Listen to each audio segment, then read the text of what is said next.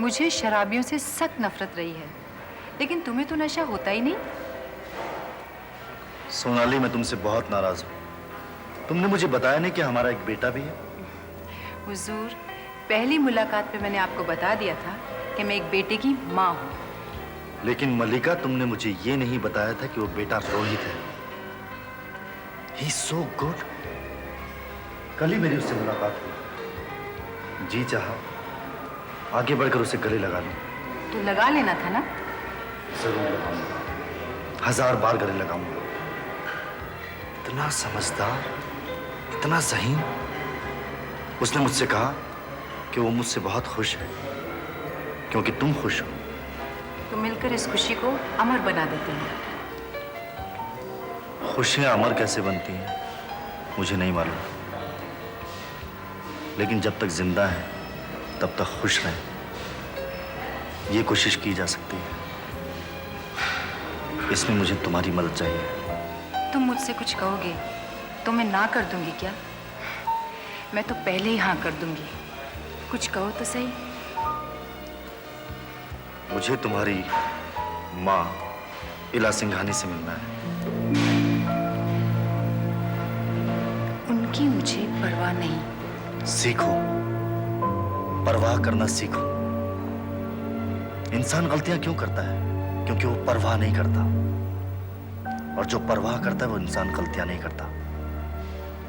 तुम समझो या ना समझो, तुम्हारी जिंदगी पर भी एक दाग है और मेरी जिंदगी पर भी एक दाग है। तुम बच इसलिए गई क्योंकि तुम एक दौलतमंद हो, तुम इला सिंघानी की बेटी हो, और मैं इसलिए बच गया क्योंकि मेरे राजवंश की परंपरा थी, शहजादा था मैं।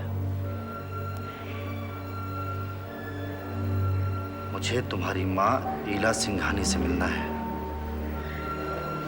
लेन देन सिर्फ वही समझती हैं।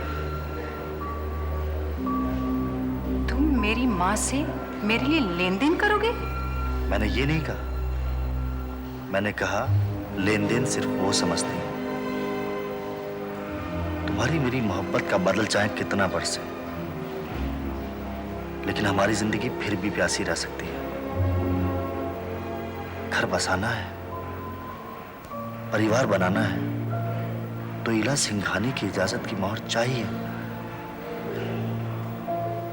उनसे मुलाकात का वक्त लिया जा सकता है? क्यों नहीं? माँ क्या मुझे मना करेंगी?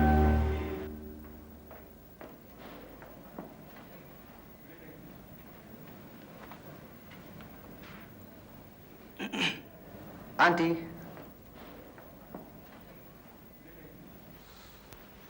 तुम्हारी शक्ल देखकर लगता है कि तुम जंग जीत कर आए हो। जंग तो खैर थी नहीं, सो हार जीत का तो सवाल ही नहीं है। हाँ, जो मालूमात करने गया था सो कर आया। कैसी लगी बल्दानिया स्टेट? जमीन जितनी गरीब है उससे भी ज्यादा गरीब है वहाँ के लोग। पथरीली जमीन है, उपज कुछ ज्यादा हो नहीं पाती। भेड़ बकरियां पालते हैं और बस उन्हीं की दस्तकारी का काम करते हैं। और राजघराना? राजघराने में तो 2 राजकुंवर बचे हैं जो बेचारे अपनी प्रजा से भी बहुत ज्यादा गरीब हैं। कहने को तो वहाँ एक राजमहल भी है, लेकिन राजमहल से ज्यादा उसे एक फार्म हाउस कहना चाहिए। तो ये सच है कि बल्दानिया खानदान के 2 राजकुंवर हैं? वहाँ के लोग उनसे बहुत प्यार करते हैं, या यूं कह लीजिए कि प्यार से ज्यादा हमदर्दी रखते हैं। किसी जमाने में 500 मील के इलाके में उनकी हुकूमत फैली थी। 2 छोटे शहर और 250 गांव भी उनके अधीन थे। सब जगह से लगान आता था और बल्दानिया फैमिली बड़ी शान से रहती थी। मगर अब वो सारा लगान, टैक्स, चुंगी, महसूल सरकार को जाता है।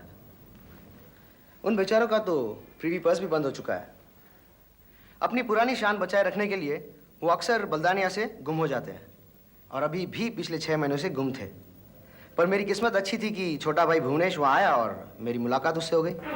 तुमने मुलाकात का रिस्क क्यों लिया? मैंने तुम्हें मुलाकात करने के लिए तो नहीं कहा था। तुम वहाँ अकेले थे, वहाँ तुम्हारे लिए खतरा भी हो सकता था। वो भी अकेला था और इसीलिए हमारी जंग गई। तुम वहाँ सवाल पूछते पाए गए होगे, और जाहिर है कि उनके आदमियों ने उन्हें बताया होगा।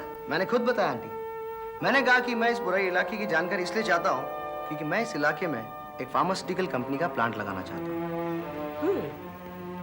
Good, very good. और फिर भुवनेश ने मुझे शराब की दावत दी और खाने पर बुलाया। और तुम गए? तुमने शराब पी? कभी कभी दूसरों से गुनाह करवाने के लिए खुद भी गुनाह करना पड़ता है। पूरे 2 दिन लगे मुझे नॉर्मल होने में। I see you growing up. शराब के नशे में उसने मुझसे कहा कि वो मुझसे बहुत खुश है क्योंकि मेरी वजह से वहां और भी कई इंडस्ट्रीज आएंगी। मुझे पूरा यकीन है आंटी, ऐसे लोग किडनैपर्स नहीं हो सकते। तुम्हारे बारे में उसने कुछ नहीं पूछा? पूछा ना, मैंने कहा मैं तो फिलहाल पटना से यहाँ सर्वे करने आया हूँ और उसे यकीन दिलाया कि बहुत ही जल्द फिर लौटूंगा। शायद तुम ठीक कह रहे हो कि ये वो लोग नहीं है, लेकिन अब हमें हर पल अलर्ट रहना होगा। यूं समझ लो कि रिट्रीट के बाहर सभी हमारे दुश्मन हैं, सभी।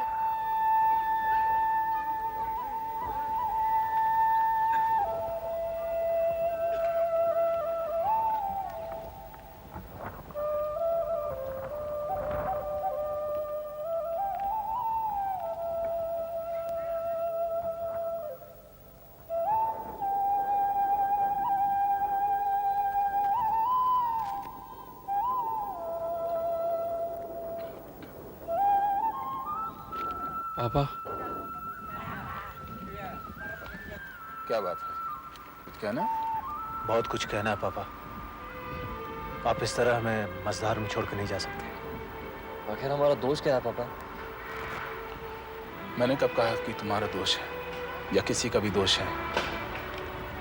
तुम दोनों मेरे काबिल बेटे हो, अब बड़े हो गए। कोई बेटा अपने बाप से बड़ा नहीं होता पापा। हम सबों को आपकी जरूरत है।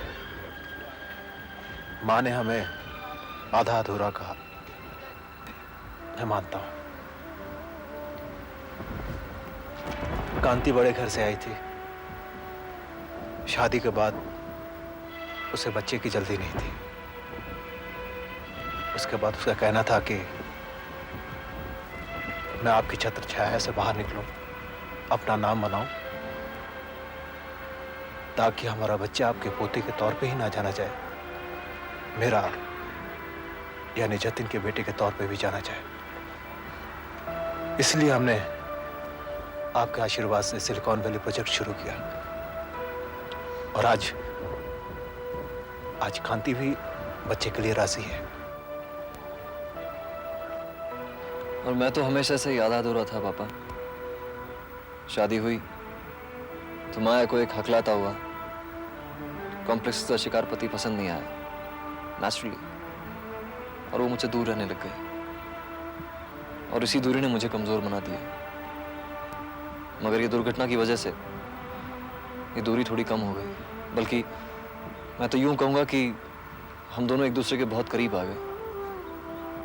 मुझे तो खुशी है पापा कि उसने रुपया देने से इनकार कर दिया। आप ही के रास्ते पर चलकर उसने अपने आप को एक मजबूत औरत साबित किया है। मजबूत? मैं कहाँ मजबूत था? मजबूत होता तो फैसला मैं ना करता। मैंने तो अपनी जिम्मेदारी तुम्हारे कंधों पर डालकर अपने आप को नपुंसक साबित किया। ये आप क्या कह रहे हैं पापा? आपके उसूलों की ताकत ने तो हमें। बेशक मेरी उसूलों की ताकत की वजह से हमने नाम, रुपया, यश कमाया। इन उसूलों ने अजमेरा एम्पायर खड़ा किया, उसका निर्माण किया। लेकिन फिर कहां थे वो उसूल जब मेरे बेटे की जिंदगी दांव पर लगी थी? मैं किसी से नाराज नहीं हूं, इसलिए मैं किसी को छोड़कर नहीं जा रहा हूं। हाँ, अपने आप से जरूर नाराज हूं, क्योंकि मैं सच को साफ तौर से देख नहीं सका था। और सच क्या है? उसी को तो तलाश करना है। मैंने जिंदगी को जिस तरह से जिया वो ठीक थी या नहीं, ऐसे ही कुछ सवालों का जवाब ढूंढना है। अंधाधुंध जिंदगी को जीते जाना भी तो एक तरह की मौत है। अपनी जिंदगी का सच तुम खुद ढूंढोगे और मुझे मेरी जिंदगी का सच ढूंढने से रोकोगे नहीं।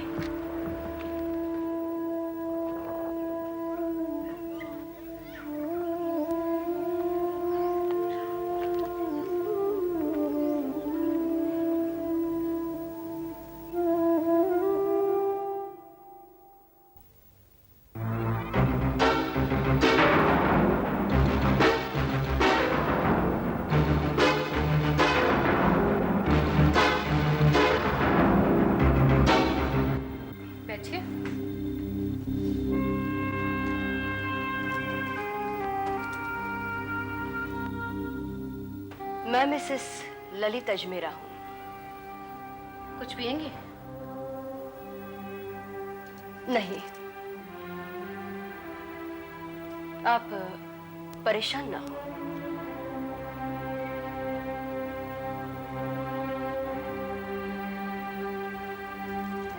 अच्छी जगह है, किराए की है। कमाल है, इतने बड़े आदमी ने आपको घर भी लेकर नहीं दिया। ललित ने तो कई बार कहा, मैंने ही नहीं लिया। क्यों नहीं लिया?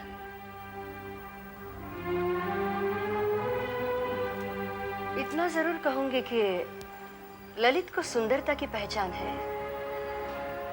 आपको देखने के बाद मैं भी यही कहूंगी। हालांकि फोन पर आपकी आवाज सुनकर जैसा मैंने सोचा था, आप वैसी नहीं हैं। कम से कम हम दोनों एक खुशी में बराबर के शरीक हैं कि ललित घर लौट आया। गलत।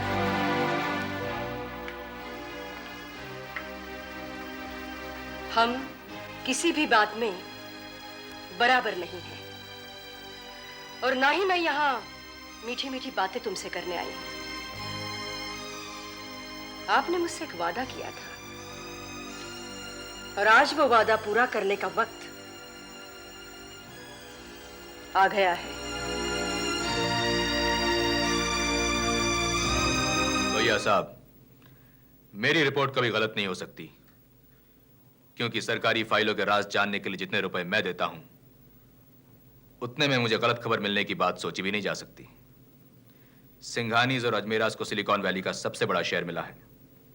आपको तो खुश होना चाहिए कि हम दोनों की तरफ से ये पावर प्लांट आप लगा रहे हैं। सवाल थैंक यू का नहीं है, मैं सिर्फ ये कह रहा हूं कि पावर प्लांट लगाने के दौरान और लगाने के बाद ये कभी नहीं भूलना कि सरकार से पहले ये खबर तुम्हें संजीत सिंघानी ने दी थी।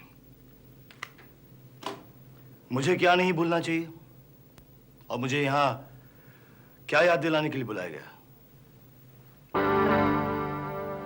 आओ निखिल, तुम्हें भी कुछ याद दिलाना है। काम बहुत बढ़ता जा रहा है, हमें वॉर फुटिंग की स्पीड पे चलना होगा। अजमेरास क्या कर रहे हैं, क्या सोच रहे हैं, ये सब हमारे लिए जानना बहुत जरूरी है। मैंने तुमसे कहा था कि सपना से बात करो। मैं तुमसे पूछ नहीं रहा हूं, तुमसे कह रहा हूं। सपना से कहो कि वो ललित सब कुछ जानने की कोशिश करे, खास तौर पे ये कि इंटीग्रेटेड सिस्टम्स किस तरह से लगाए गए हैं। मगर ये सब बातें मैं कहूंगा किससे? तुम अपने बिजनेस में ये भूल रहे हो कि पिछले 3 दिन से स्वप्ना अस्पताल में दाखिल है। एक्सटेंसिव चेकअप हो रहे हैं उसके। मुझे मालूम है, मुझे वो भी मालूम है जो तुम्हें नहीं मालूम। वहां क्या हुआ है, क्या हो रहा है और क्या होने वाला है, मैं वो भी जानता हूं। कल शाम को 4 बजे ललित सपना से मिलने हॉस्पिटल जा रहा है, और मैं नहीं चाहता कि हम, यानी मैं, तुम और सपना, इस सुनहरे मौके का फायदा ना उठा सकें। I think I made my self clear.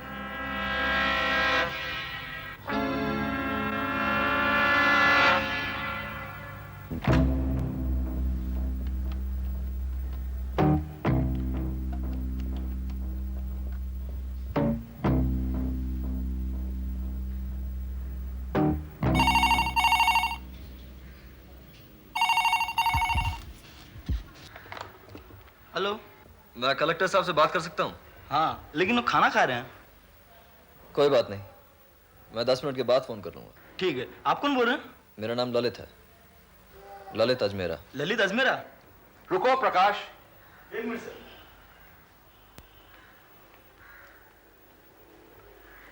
Hello sir, मैं ललित बोल रहा हूँ, Lalit Ajmera. What a pleasant surprise. 20 साल बाद अजमेरास को हमारी याद आई। सब खैरियत तो है? पिताजी कैसे हैं? खैरियत भी है और वो भी ठीक है, मगर मुझे लगता है कि आपको यहाँ पर आना ही पड़ेगा। क्यों? पापा जा रहे हैं। कहाँ? Where is he going? हमें तो बताते नहीं, शायद आप उनसे पूछ सकें। तुम फिक्र मत करो ललित, शाम हो जाने से पहले मैं वहां पहुंच रहा हूं।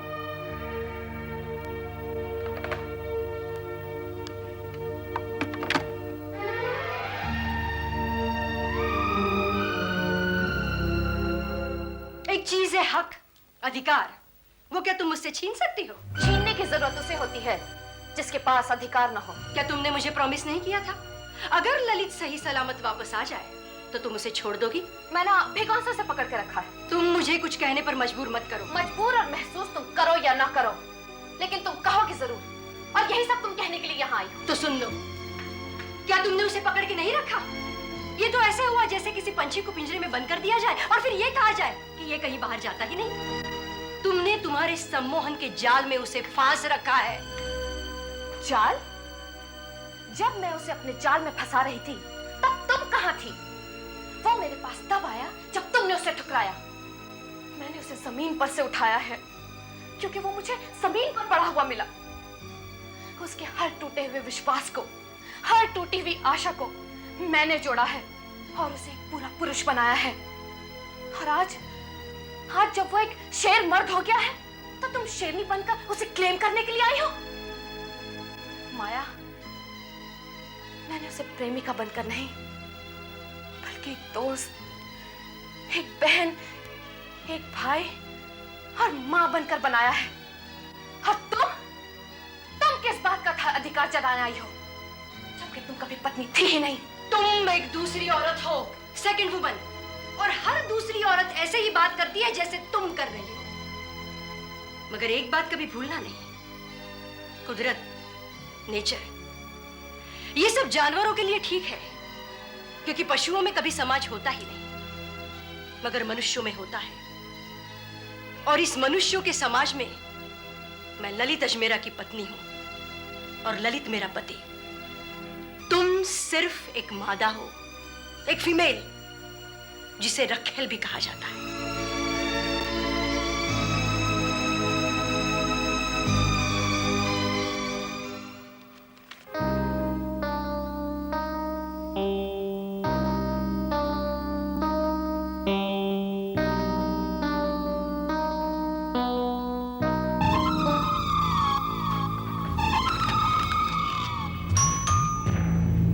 He's on time. पहली खूबी अच्छी लगी।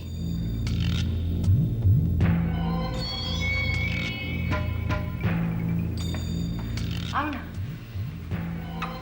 तुम माँ से मिलना चाहते थे ना? यहाँ सिर्फ माँ है और मैं। चलो।